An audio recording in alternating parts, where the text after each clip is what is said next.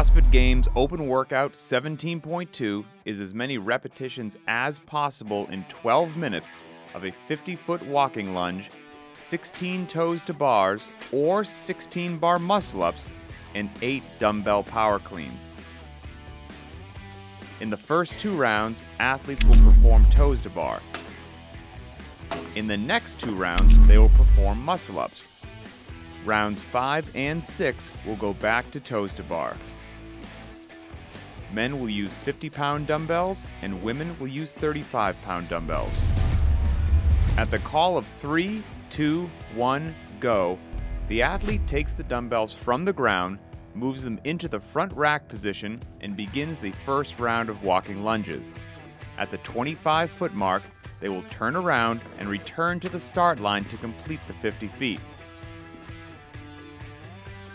With the walking lunges complete, the athlete moves to the pull-up bar for 16 toes to bar.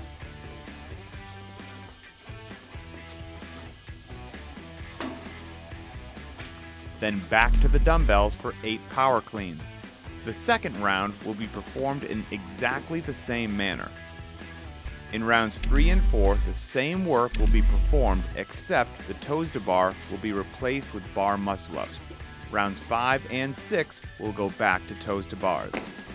The athlete will continue working in this manner, accumulating as many repetitions as possible in the 12-minute window.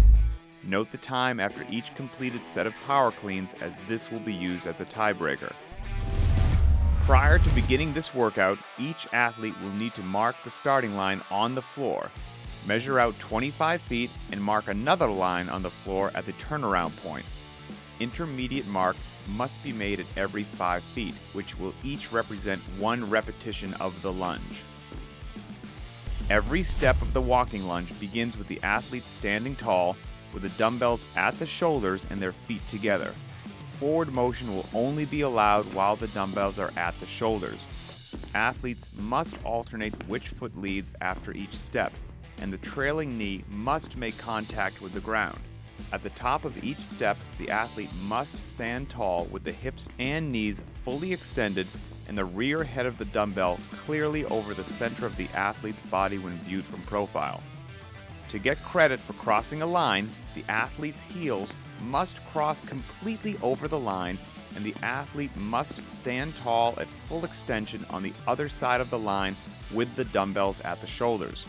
If the dumbbells are not at the shoulders for the entire rep, if the athlete shuffles their feet, if the trailing knee does not touch the ground, if the next step is initiated before fully standing up, or if the athlete fails to meet any standard during a step, the dumbbells must be brought back to the last 5-foot marker. Every repetition of toes to bar starts with the athlete hanging at full extension with the heels behind the vertical plane that the pull-up bar creates and the feet off the ground. The repetition is counted when both feet touch the pull-up bar at the same time between the hands. As long as the feet make contact inside the hands, any grip is permitted. The athlete may make contact with any portion of the foot, and the repetition will still count.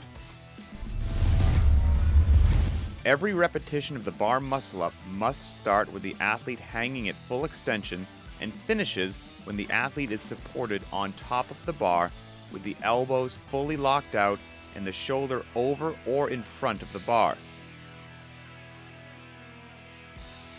Only the hands, no other part of the arm, may touch the pull-up bar to assist the athlete in completing a rep. Every repetition of the clean starts with the dumbbells on the floor outside the athlete's feet and finishes when the hips and knees reach full extension with both dumbbells at the shoulders. We need to see the hips and knees fully locked out with the rear head of the dumbbell clearly over the center of the athlete's body when viewed from profile. At the bottom of the movement, at least one end of each dumbbell must touch the ground for the rep to count. Touch and go is permitted. Your score is the total number of repetitions completed in the 12-minute window. For complete event descriptions, as well as information about scaled, masters, and teenagers, go to games.crossfit.com.